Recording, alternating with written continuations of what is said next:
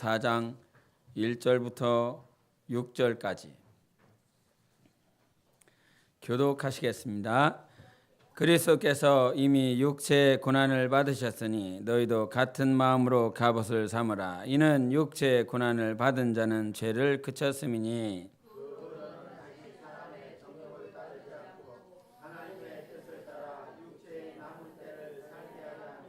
너희가 음란과 정욕과 술취함과 방탕과 향락과 무법한 우상 숭배를 하여 이방인의 뜻을 따라 행한 것은 지나간 때로 족하도다.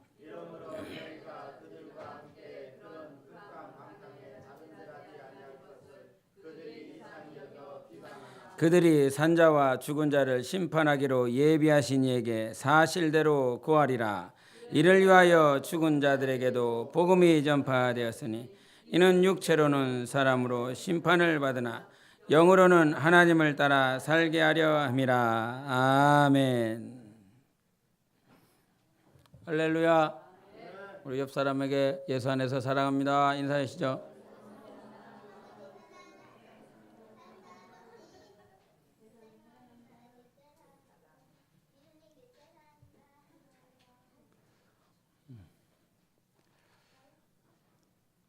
다 잊어버렸네. 말을 하려다가 잊어버렸네.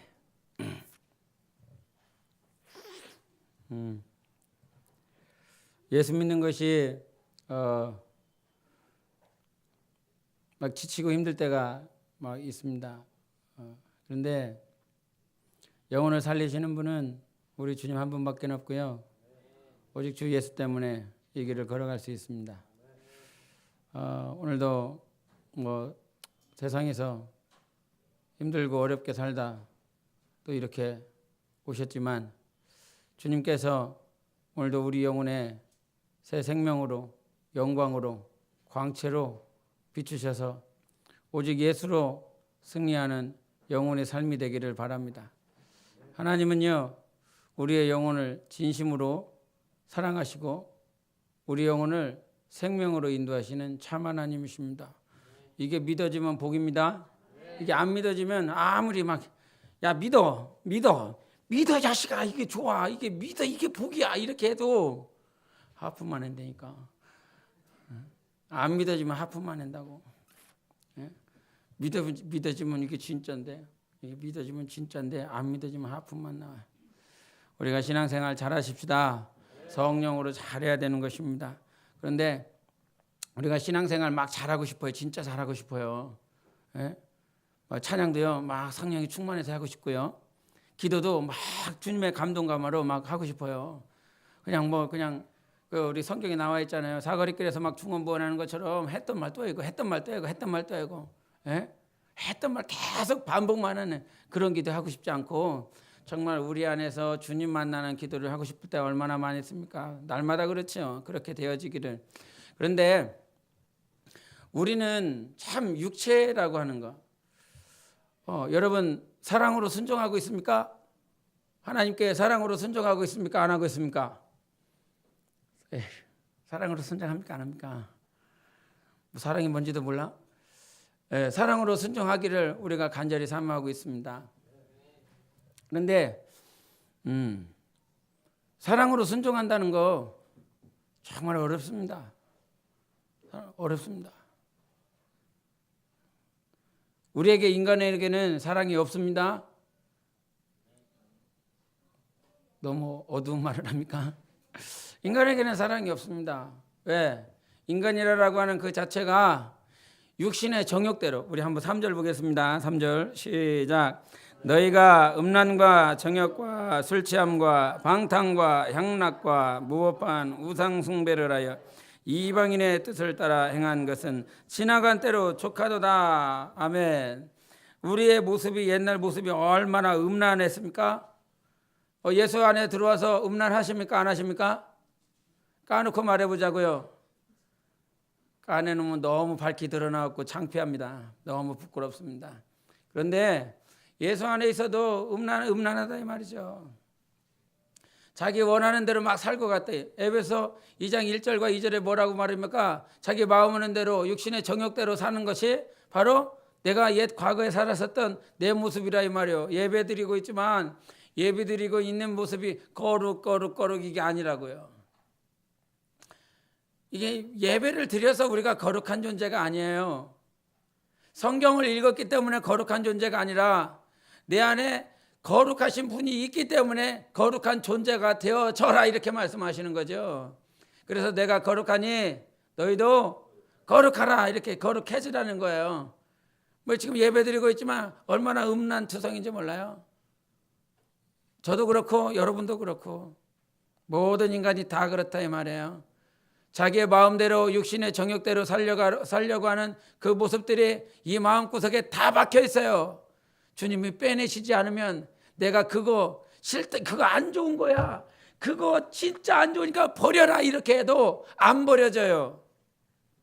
안 버려진다고요. 그것을 버리게 하시는 분이 예수요. 그것을 탈탈 털어버리시는 분이 우리 주님이시요. 사람의 능으로 힘으로 음란하고 정욕대로 지 마음대로 살아가려고 하는 것들 자기가 벗어지지 않아요. 벗어내시는 분이 우리 주님이신데 이거 안 벗어내려고 그러니까 우리 삶 가운데 고난 오는 것입니다. 근데 그 고난 자체가 정말 주님이 나를 사랑하셔서 하시는 것을 믿어야 된다 이 말이에요. 고난이라고 하는 건 싫고 고난은 내가 받기 싫고 그 어떤 고난도 나는 싫지만 하나님께서 자기 아들로 받으시는 자들에게 뭐 주신다고요? 이제 찍으셔야지. 고난 주신다고요. 우리 히브리서 보겠습니다. 히브리서 바로 앞쪽에 있으니까요. 히브리서 12장 우리 5절 6절 보겠습니다.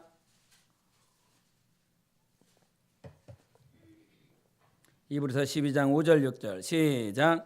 또 아들들에게 권하는 것 같이 너희에게 권면하신 말씀도 잊었도다. 일렀으 내 아들아 주의 징계하심을 경히 여기지 말며 그에게 꾸지람을 받을 때 낙심하지 말라.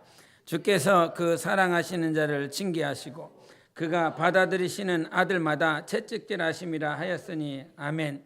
6절에 뭐라고 말씀하십니까? 주께서 그 사랑하시는 자를 징계하시고 그가 받아들이시는 아들마다 채찍질하심이라 이렇게 말씀해 주셨습니다. 당신의 아들로 받아주신 모든 영혼들에게 오늘도 제대로 못 가고 있으면 채찍질 하신다는 거야. 채찍질 하시겠다는 거야. 왜? 내가 너를 사랑하니까. 내가 너를 옳은 대로 올바른 길로 인도하기를 우리 하나님께서 원하시기 때문에 반드시 그렇게 하시겠다라고 하는 것입니다. 그래서 그 고난이라고 하는 것들을 보면 하나님은 우리에게 그 고난이라고 하는 과정을 통해서 우리 본문 말씀을 한 번 더 읽겠습니다. 4장 우리 2절을 보겠습니다. 4장 2절 1절 2절을 보겠습니다. 보배드로전서 4장 1절 2절 시작. 그리스도께서 이미 육체의 고난을 받으셨으니 너희도 같은 마음으로 갑옷을 삼으라. 이는 육체의 고난을 받은 자는 죄를 그쳤음이니 그 후로는 다시 사람의 정욕을 따르지 않고 하나님의 뜻을 따라 육체의 남은 때를 살게 하려 함이라. 아멘.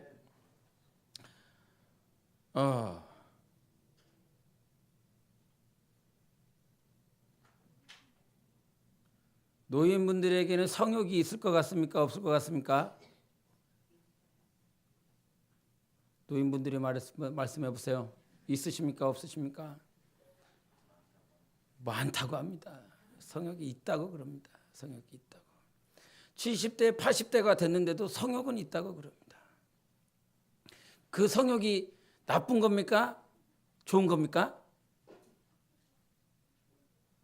성욕이 없으면 내 아들 안 나왔습니다. 하나님께서 성욕을 우리에게 주셨지요.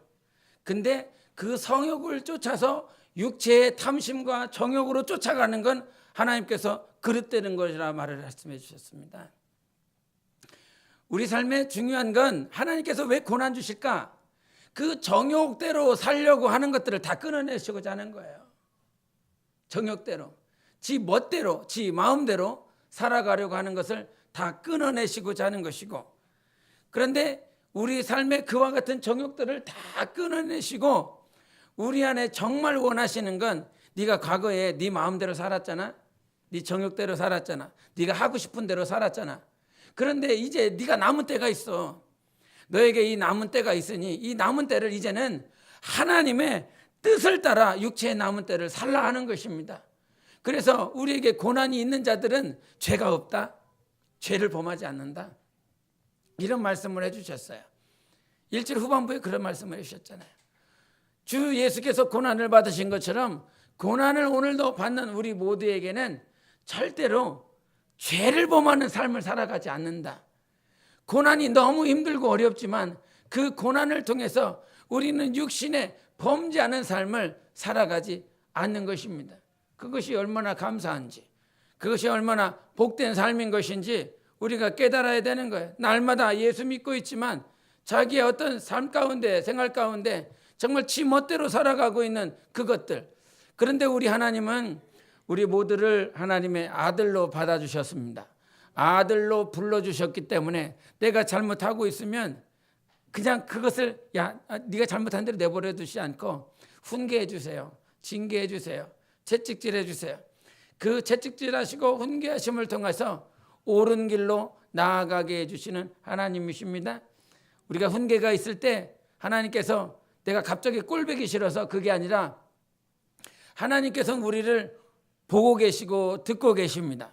아까 찬송했던 것처럼 하나님은 우리를 듣고 계시고 있다는 거예요. 내가 나를 듣고 계시고 있다는 거예요. 하나님에게는 우연이 없습니다. 절대로 하나님은 모든 계획 가운데 우리를 인도해 주시는 하나님이십니다. 절대 우연이 하나도 없다. 하나님에게는. 하나님은 계획자예요. 그 계획자예요. 창조자예요. 창조자라고 하는 그 말 자체 안에 하나님은 플랜을 가지고 있어요. 계획을 가지고 있어요. 그 계획을 따라 우리 모두를 움직이고 있습니다. 그런데 하나님께서 나를 하나님의 계획 따라 움직이고 있을 때, 움직이려 하실 때 그 계획이 믿음으로, 감사함으로 보일 수 있어야 되는 겸손이 있어야 됩니다. 그것이 보이지 않으면 여전히 교만으로 자기의 길로 이렇게 나아가는 거예요. 우리 사도행전의 9장에 보면 사도 바울이 나옵니다. 사도 바울이 이 8장 후반부에 스데반을 죽이는 일에 가편투포하여 이제 9장 1절에 딱 나오면 위협과 살기가 아주 등등했다라고 그럽니다. 위협과 살기가 등등해서 어디로 가고자 하냐면 다메섹으로 가고자 해요. 다메섹의 위협과 살기를 가지고 그 다메섹에서 신앙생활하고 있는 녀석들 내가 다 붙잡아서 예루살렘으로 데려올 것이다. 이렇게 하고 작정하고 갑니다. 작정하고 가는데 9장 3절에 갑자기 후련히 갑자기 우리 한번 보겠습니다. 사도행전 9장 3절입니다.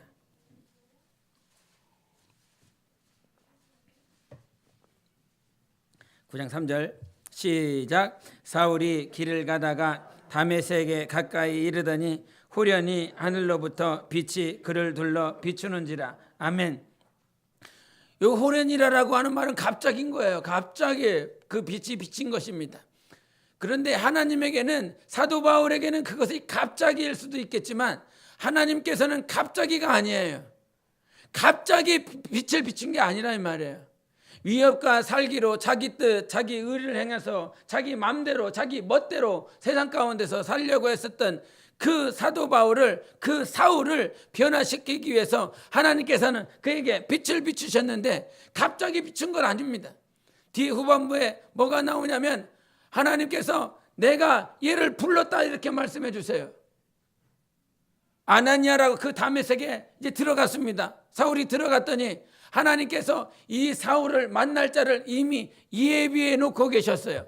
그래서 아나니아가 하나님의 감동받고 성령의 감동받아서 야, 내가 저 예루살렘에서 보낸 사울이라고 하는 그 사람이 있으니까 가서 네가 가를 만나봐라 이렇게 말씀을 하십니다. 이미 아나니아라고 하는 그 사람을 이미 예비해 놓으셨고 그 사울이 다메섹에 들어갈 수 있도록 하나님께서 환경 허락해 주셨고 그 사울이나 아나니아를 하나님께서 감동 주시고 그 환상을 통해서 들어가라라고 말씀해 주셨습니다. 내가 얘를 택했다라고. 너의 만날 자를 그 하나님께서 또한 사울에게는 예비했다고. 우리 6절 보겠습니다. 6절 시작. 너는 일어나 시내로 들어가라. 내가 행할 것을 내게 이를 자가 있느니라 하시니. 자기의 빛은 갑자기 비친 것 같지만 하나님께서는 이미 아나니아를 예비해 놓으셔서 내게 이를 자가 있다라고 이미 가르쳐 주셨습니다. 사울을 변화시키시기 위해서 하나님께서는 우연히 갑자기 호련히 역사하신 것이 아니라 하나님의 계획을 쫓아서 하나님께서 필요를 쫓아서 모든 환경들을 예비해 놓으신 것입니다. 그래서 만날 자도 예비해 놓으셨고 내가 어디로 가야 될지 누구를 만나야 될지도 이미 하나님께서 가르쳐 주셨어요. 우리 삶은 나의 뜻대로 나의 마음대로 막 변화되지는 것이 아니라 하나님의 계획 속에서 우리가 변화되어지는 것입니다. 그 변화가 되어질 수 있도록 하기 위해서 하나님은 우리에게 이제 네 뜻대로 살지 마. 이제 하나님이 우리를 부르시고 우리에게 말씀하시는 거예요. 네가 과거에 네 멋대로 살았다면 이 시간 이후로는 네 육체를 따라 네 멋대로 살지 말고 하나님의 때를 따라 하나님의 뜻을 따라 네 육체에 남은 때를 보내라, 이렇게 말씀해 주고 계십니다. 남은 시간들 하나님의 뜻대로 살다 가십시오.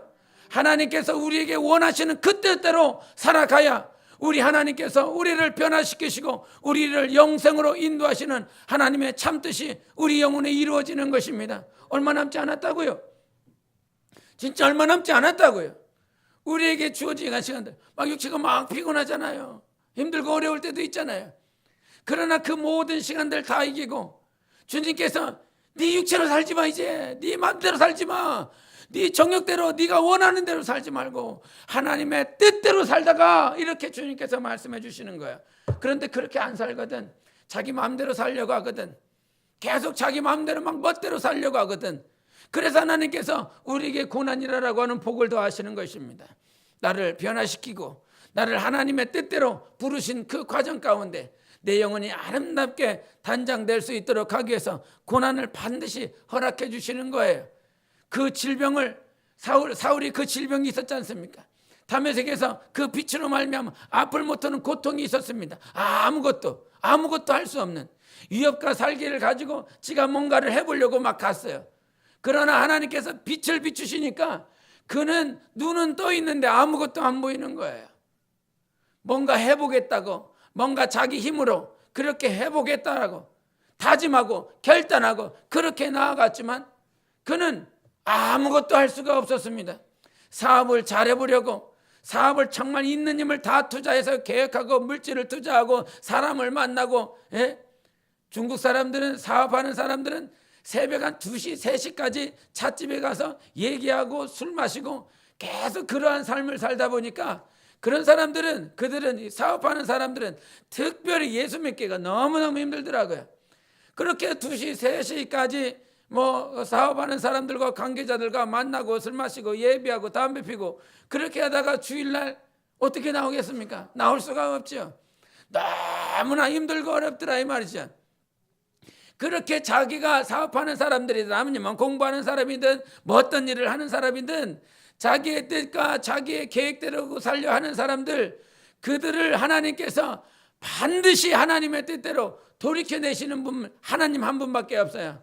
우리 당신 이렇게 해보세요, 저렇게 해보세요. 아니요, 사람은 변화시키지 못해요.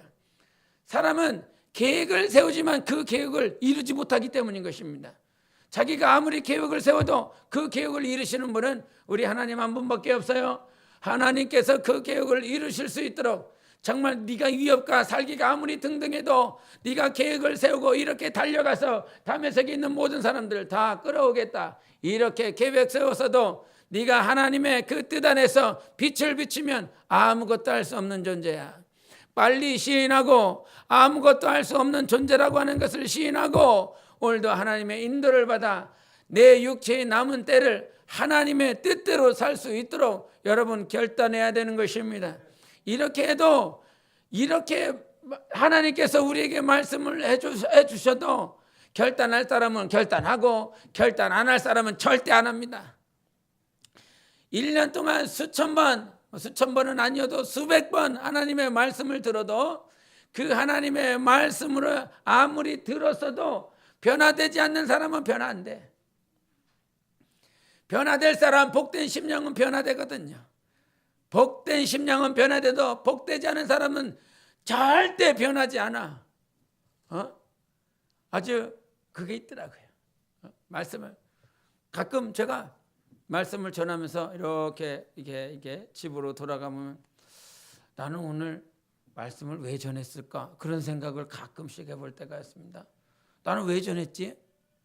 나는 왜 오후 내내 무릎 꿇고 그렇게 기도하고 있었지?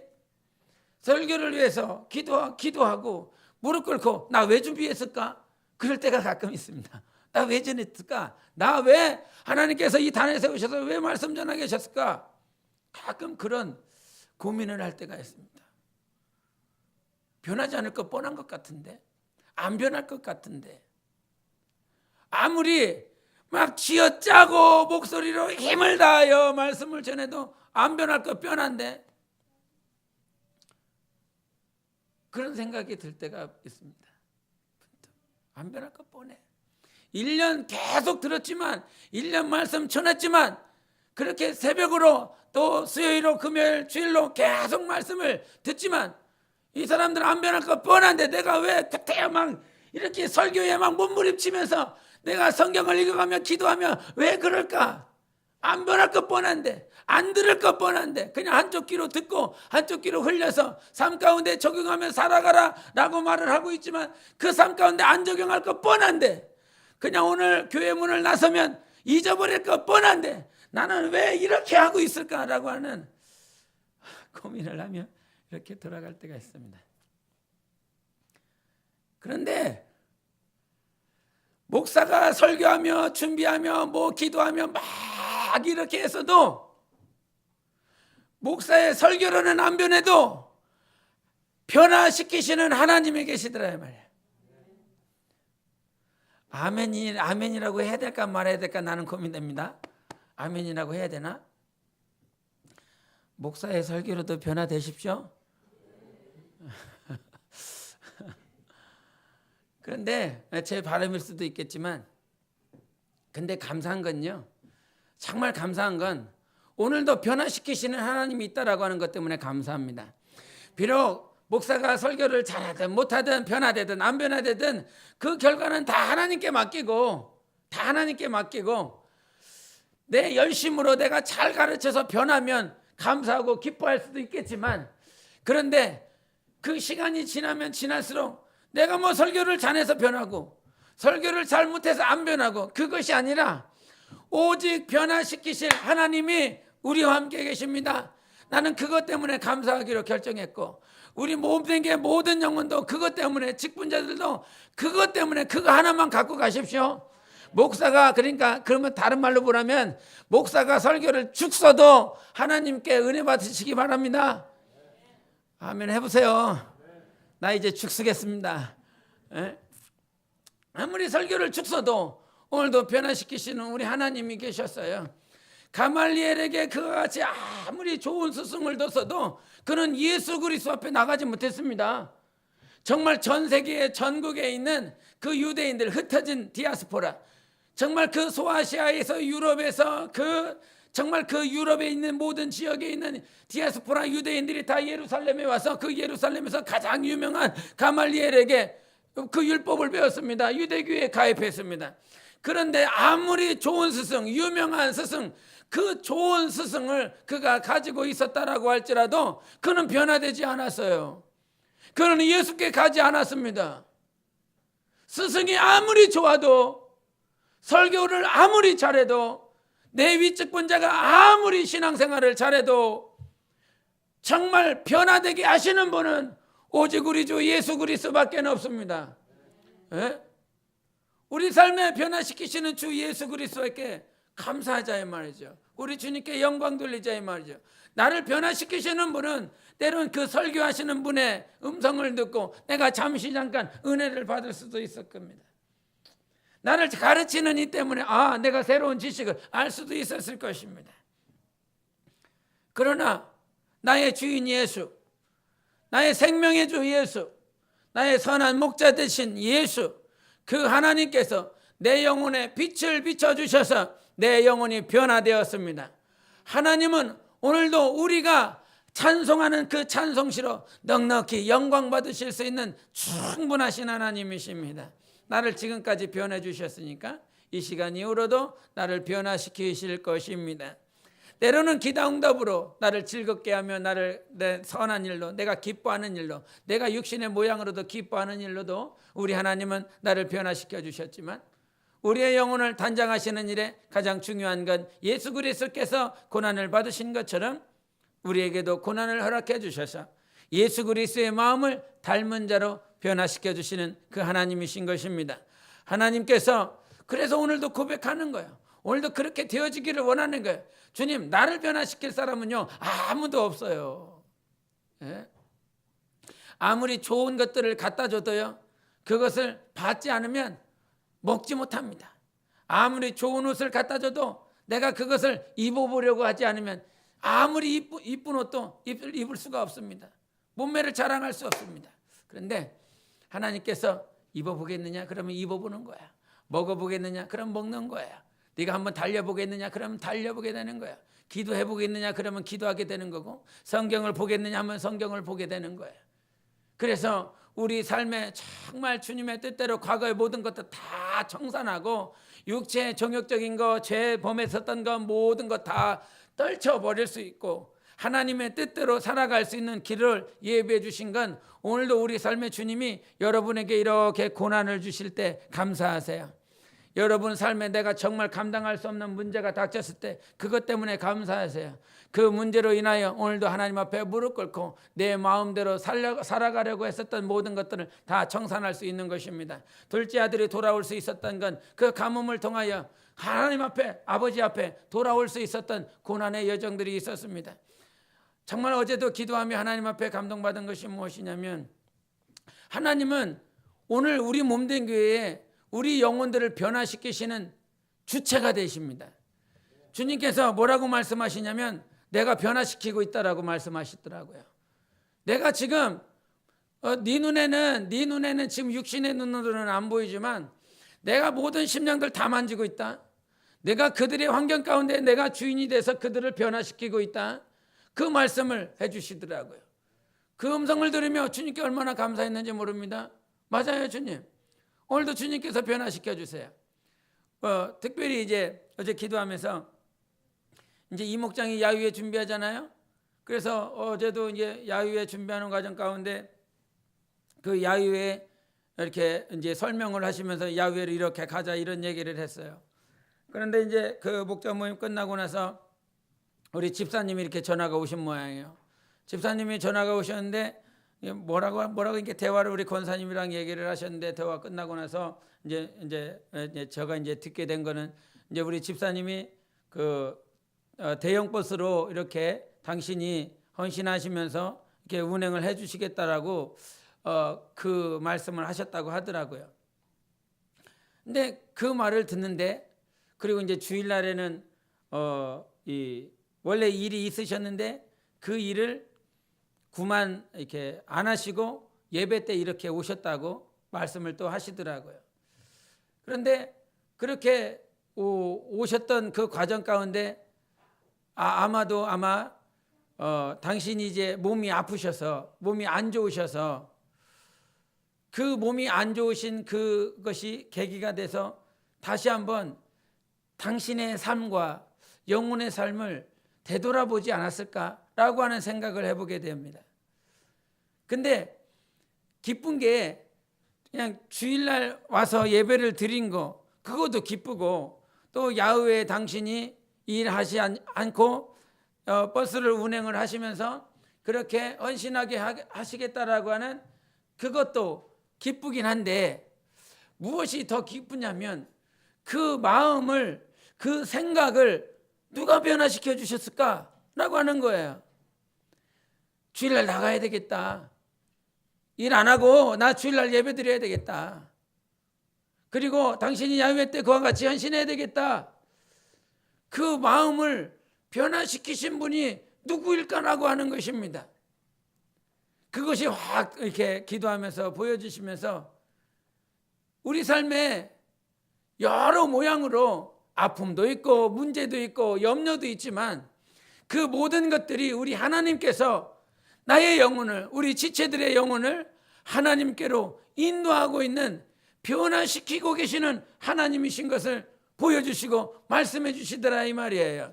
때론 그 질병이 아프지요. 감당 못하겠어요. 염려도 되고 근심도 되겠지요. 저도 아프면 예? 중국에 있어 우리 가족들 다 이렇게 한국으로 나가고 저 혼자 있을 때가 있었습니다. 저 혼자 있을 때가 있는데 그 당시에 갑자기 아픈 시간들이 있었어요. 그 아픈 시간들을 보내면서 야, 내가 여기서 선교사로 죽으면 내 가족들은 어떻게 될까? 이 녀석들은 어떻게 될까라고 하는 그 생각이 번뜩 들더라고요. 아마 우리가 아프면, 우리가 질병이 들면 정말 많은 근심과 자녀들 아니면 내 미래들, 가족들의 염려하는 모든 애들이 확 드러날 것입니다.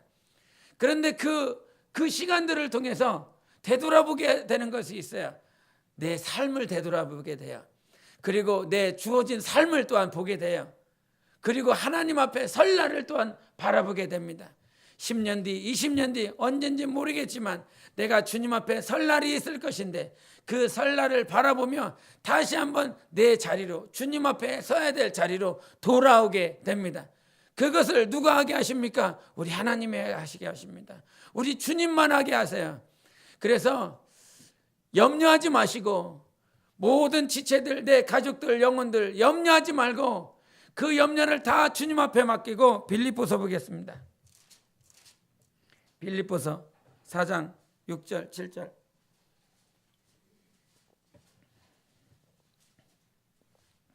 빌립보서 4장 6절 7절 시작. 아무것도 염려하지 말고 다만 모든 일에 기도와 간구로 너희 구할 것을 감사함으로 하나님께 아뢰라. 그리하면 모든 지각에 뛰어난 하나님의 평강이 그리스도 예수 안에서 너희 마음과 생각을 지키시리라. 아멘. 우리 하나님 앞에 아무것도 염려하지 말고 다만 모든 일에 기도와 간구로 하나님 앞에 나아가십시오. 그러면 평강의 하나님께서 그리스도 안에서 우리를 지키시고 우리의 마음과 생각을 넉넉히 지켜주시리라 말씀해 주셨어요. 우리 하나님을 인정해야 되는 것입니다. 아, 빨리 와야 되는데, 빨리 돌아와야 되는데, 빨리 주님의 뜻대로 살아야 되는데, 아니, 당신부터 사세요. 당신부터 그렇게 사세요. 당신도 그렇게 못 살면서 누가 돌아오기를 바라요. 오늘도 내 과거의 육체의 모습, 정욕대로 살려고 하는 모습 오늘도 있잖아요. 오늘도 음란하게, 오늘도 정욕스럽게 담심으로 수많은 욕심 가운데 살려고 하는 당신부터 그 죄를 다 정산하고 주님 앞에 다른 모든 지체들, 영혼들은 아무것도 염려하지 말고 네가 아뢰고 싶은 거 주님 앞에 아뢰는 거예요. 그러면 평강의 하나님께서 지키시고 갚아주시겠다라고 말씀해 주셨습니다. 하나님 살아계십니다. 하나님 살아계시다. 3번 시작. 하나님 살아계시다. 하나님 살아계시다. 하나님 살아계시다. 아멘. 그래서 오늘도 살아계신 하나님을 인정하며 내게 질병의 고난들 아니면 물질적인 염려들, 걱정들 그거요 다 하나님께 내어 맡기고 정작 그것을 닥치면 힘이 들고 어렵겠지만 오늘 이 말씀이 생각나야 되는 것입니다. 내 영혼을 변화시키시고 주 예수 그리스도를 닮게 하시고자 우리 하나님은 우리에게 고난과 징계를 허락해 주시는 것입니다. 내가 저주받아서 허락하신 것이 아니라 당신을 아들로 받아주시는 자들에게 우리 하나님께서 징계로 훈계로 인도해 주신다 말씀하여 주셨습니다. 그래서 오늘 우리가 인정해야 될 건 많은 문제들과 염려들 가운데서 우리 하나님께서 나를 변화시키기 위해서 그와 같은 인도하심이 있다라고 하는 것을 보시고 인정하세요. 인정하세요. 빨리빨리 인정하셔서 하나님께서 변화시키기 위해서 이와 같은 환경 주신 거, 사업이 실패했어도 사업이 다 무너졌어도 내가 나를 오늘도 변화시키기 위해서 사울을 변화시키기 위해서 그 앞 못 보게 하시는 고통을 허락해 주셨고 나를 변화시키기 위해서 내 질병의 문제도 또한 우리 하나님께서 넉넉히 허락하실 수 있는 분이고 사업의 문제도 허락하실 수 있는 분이고 내가 돌아오지 않으니까 내가 하나님 뜻대로 살지 아니하고 하나님의 말씀대로 살아가지 않으니까 출애굽기에 우리 하나님께서 모세를 부르실 때 어떤 말씀을 주신지 압니까? 당신은 누구십니까? 모세가 물어봤을 때 나는 오늘도 질병을 줄 수도 있어. 내가 너를 안진병이 될 수도 있고 내가 너에게 기근을 줄 수도 있고 내가 너를 정말 힘들고 어렵게도 할 수 있는 분이야. 하나님은 그렇게 소개해 주셨어요. 우리 생각에 하나님 질병은 없어야 되잖아요. 하나님 좋은 것들만 있어야 되잖아요. 근데 하나님이 우리 당신을 소개하실 때 나는 너에게도 질병을 허락할 수도 있고 네가 안진병이 될 수도 있고 너를 못 보게 할 수도 있고 내게 문제를 허락하실 수도 있는 하나님이라고 말씀해 주셨어요. 그런데 그것을 허락하실 수 있는 분은 내가 저주 가운데 있기 때문에 아니라 나를 하나님의 뜻대로 인도하시기 위한 과정인 것입니다. 그래서 우리가 성령으로 날마다 하나님을 인정할 때 우리는 연약하지만 모든 고난을 통해서 하나님께서 하나님의 온전한 길로 나아갈 수 있도록 우리를 불러주시는 거예요. 그 온전한 부르심 가운데서 우리가 날마다 하나님 앞에 나의 영혼이 돌아가야 될 것을 인정해야 되는 겁니다. 영혼이 돌아가야 되는 거예요. 영혼이. 하나님은 우리의 영혼을 사탄에게, 원수에게 빼앗기고 싶지 않으십니다. 지금도요. 여러분 영혼 절대로 지옥으로 빼앗기고 싶지 않으신 분이세요. 예? 죽은 자들에게 복음이 전해질 수 있습니까? 없습니까? 죽은 사람들에게 복음이 전해질 수 있어요? 없어요? 근데 전해진다고 그러잖아요. 전해졌다고 그러잖아요. 베드로전서 4장 6절에 이를 위하여 죽은 자들에게도 복음이 전파되었으니 이는 육체로는 사람으로 심판을 받으나 영으로는 하나님을 따라 살게 하려 함이라. 이건 뭐야 도대체? 그래서 4장 6절에 이렇게 말씀하셨어요. 이를 위하여 죽은 자들에게도 복음이 전파되었으니 이는 육체로는 사람으로 심판을 받으나 영으로는 하나님을 따라 살게 하려 함이라. 3장 20절에 말씀하시죠. 19절 20절 그가 또한 영으로 가서 옥에 있는 영들에게 선포하시니라. 그들은 전에 노아의 날 방주를 준비할 동안 하나님이 오래 참고 기다리실 때에 복종하지 아니하던 자들이라 방주에서 물로 말미암아 구원을 얻은 자가 몇 명뿐이니 겨우 8명이라. 죽은 자들에게 복음이 전파되지 않는데 여기서는 전파되었다 이렇게 말씀해 주셨습니다. 신학자들도 이 말씀을 어떻게 해석해야 되는지 분분하지만 이건 주님께 가봐야 알겠지요. 주님이 어떻게 하셨는지 우리는 알 수가 없으니까. 그러나 분명히 그 옥에 가서 노아의 방주 그 예비하던 그때의 죽은 자들에게 주님께서 전해졌다라 말씀해 주셨으니까. 그런데 여기서 우리가 주목해야 될 것은 무엇이냐면 주님의 마음이 4장 6절에 나와 있어요. 이를 위하여 죽은 자들에게도 복음이 전파되었으니. 왜 그러셨느냐? 이는 육체로는 사람으로 심판을 받으나 영으로는 하나님을 따라 살게 하려 함이라. 이렇게 말씀해 주셨어요. 육체로는 심판을 받으지만 영은 어떻게든지 하나님께서 살리고 싶은 거예요. 우리의 육체는 흙으로 지음받아서 흙으로 돌아갈 수밖에 없으나 우리 하나님은 우리의 영혼을 끝까지 붙잡아 주셔서 하나님을 따르고 하나님과 함께 살게 하고자 우리를 인도하시는 하나님이십니다. 진정 우리의 영혼을 빼앗기고 싶지 않으세요? 원수에게, 귀신에게, 사탄에게 우리의 영혼을 빼앗기고 싶어 하지 않습니다. 우리의 영혼을 사랑하셔서 예수 그리스도를 주셨고 십자가의 그 피를 허락해 주신 건 우리의 영혼을 빼앗기고 싶지 않은 거예요. 예? 우리의 영혼을 빼앗기고 싶지 않기에 실패하는 일들, 염려하는 문제들, 질병의 문제들, 아픔의 문제들, 고통의 문제들을 허락해서라도 주님은 그 고통을 허락하실 때, 그 아픔을 허락하실 때 우리 하나님 아버지 얼마나 고통스러워하는지 막 우리 하나님 아버지 막 절규하십니다.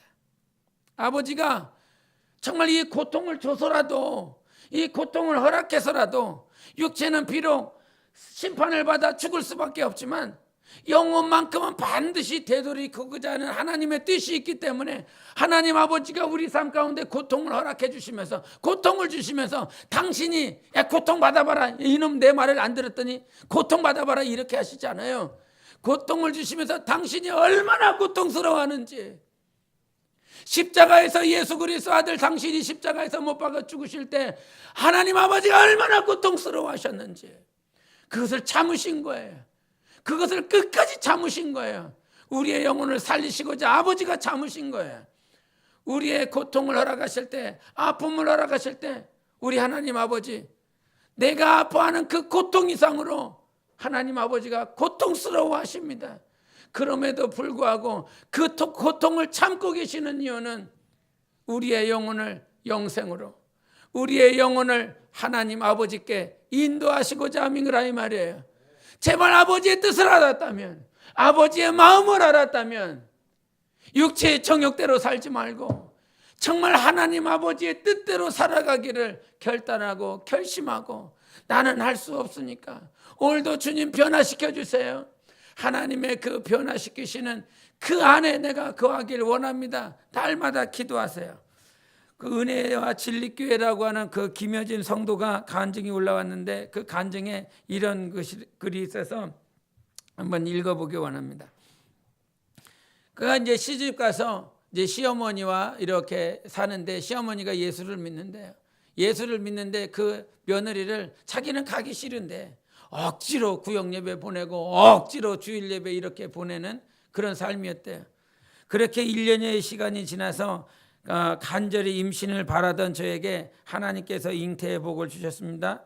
그런데 가족 모두 그 기쁨을 누릴 새도 없이 임신 4개월이 되었을 때 그만 아기를 지키지 못하고 하나님 곁으로 떠나보냈습니다. 저는 감당할 수 없는 큰 슬픔에 빠져 하나님께 대한 원망과 저의 믿음 없음에 대한 자책과 회한이 교차하는 복잡한 심경으로 힘든 시간을 보냈습니다. 그런 후에 깨달았습니다. 복음의 내용과 구원의 의미에 대하여, 사람이 사는 이유와 목적에 대해서 비로소 깊이 생각해보고 예배드리는 일부터 성심성의껏 최선을 다하기로 결심했습니다. 제 자신의 무능함과 연약함을 절실히 깨닫고 낮아지고 깨어진 심령이 되어 겸비한 태도로 주의 말씀을 경청하고 하나님의 위로와 도우심을 바라며 간절한 마음으로 기도하게 되었습니다. 하나님은 다시 잉태의 복을 주셔서 아들을 낳게 하셨습니다. 그런데 그 아기가 태어난 지 4개월쯤 되었을 때 이상 징후를 보였습니다. 발달이 늦고 이상 행동을 함으로 병원을 찾았습니다. 뇌신경 쪽에 문제가 있어서 정상적인 생활이 어렵다는 진단을 받았습니다. 눈앞이 캄캄해지고 절망적인 상황에 처했습니다. 남편도 가족 누구도 위로와 도움이 되지 못하는 상황에서 제가 의지해야 할 분은 오직 하나님 한 분뿐이었습니다. 이전과 달리 비록 연약하나마 귀한 믿음을 갖게 되었기에 하나님이 주시는 힘으로 몸과 마음을 추스리고 일어설 수 있었습니다. 하나님의 기적적인 치료를 바라고 전심으로 기도하며 하나님을 앙망하였습니다. 시어머니도 저 이상으로 매일같이 하나님께 기도하셨습니다. 그렇게 기도하며 병원 치료 과정을 밟으며 7, 8개월이 흘렀고 하나님은 저희의 기도에 응답해 주셨습니다.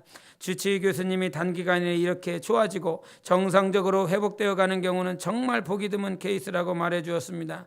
할렐루야, 하나님께 감사합니다. 그 말을 듣는 순간 제 입에서 저절로 살아계신 전능하신 하나님을 향한 감사 찬송이 나왔습니다. 마음은 원이로 돼 연약한 육신과 부족한 믿음으로 때로 거친 세파에 잠시 흔들리기도 하고 예배에 소홀할 때도 있었습니다. 그때마다 하나님께서는 말씀의 권능과 사랑의 회초리로 저를 경책하시고 또한 긍휼을 베푸셔서 살아계시고 사랑이 충만하신 하나님을 깨닫게 해주셨습니다. 이것이 그 자매의 간증입니다. 근데 여기서 이 자매가 깨달았었던 것 한 가지가 뭐냐면, 마지막 부분에 내가 온전한 길로 나아가지 못할 때 하나님께서는 말씀의 권능과 사랑의 회초리로 저를 경책하시고 또한 긍휼을 베푸셔서 살아계시고 사랑이 충만하신 하나님을 깨닫게 해주셨다라고 하는 거예요. 오늘도 우리 삶 가운데 하나님께서 우리의 영혼을 사랑하셔서 회초리를 대는 거예요. 하나님 앞에 더 가까이 나아오라고 그러고 하나님을 더 하나님의 뜻대로 살아갈 수 있도록 우리를 사랑하셔서 인도하시는 과정인 것입니다. 제발 주눅들지 마시고 낙심하지 마시고 아무 것에도 염려하지 마시고 오늘도 믿음의 주에 온전케 하신 예수 그리스도를 바라보며 우리 안에 구할 것을 하나님 바라보며 구하는 영혼의 삶이 되십시오. 영혼을 살리고 싶은 거예요. 우리의 영혼을 진짜 살리셔서 하나님 앞에 인도하시고 싶으신 것입니다. 그 하나님의 뜻이 여러분 삶 가운데 모든 범사에 이루어지시기를 예수 이름으로 축원합니다. 기도하시겠습니다. 오늘도 이 시간 기도하실 때 내 영혼을 살리시기 위해서 지난 모든 시간 동안 우리 하나님께서 인도해 주셨습니다. 내 영혼을 변화시키시기 위해서 오늘도 하나님께서 우리를 포기하시지 않고 주님을 따라오라고 인도하고 계십니다. 오늘도 인정하세요. 주님, 나를 변화시켜 주세요. 더욱더 변화시켜 주세요. 어떠한 고난이라도 내 영혼을 주님 닮은 자로 변화시켜 변화시키기 위한 가정인 것을 알고 내가 주님 앞에 기도합니다. 변화시켜달라고 예수 외치고 기도합니다. 예수요. 살아계신 우리 하나님 아버지, 오늘도 우리 하나님께서 축복하시고 인도해 주셔서 우리 하나님이 원하시고 기뻐하시는 거룩한 길로 나아가기를 원합니다. 우리 하나님, 오늘도 내 영혼을 변화시켜 주시는 주님의 은혜, 오늘도 내 영혼을 변화시켜 주시는 주님의 은혜에 감사합니다. 오늘도 내 영혼을 변화시켜 주시는 주님의 은혜에 감사합니다. 오늘도 주님께 변화를 받고 우리 하나님의 뜻대로 살아갈 수 있는 영혼의 삶이 되게 도와주시옵소서. 나의 하나님, 오늘도 주의 말씀으로 오늘도 변화되어 살아가기를 간절히 원합니다.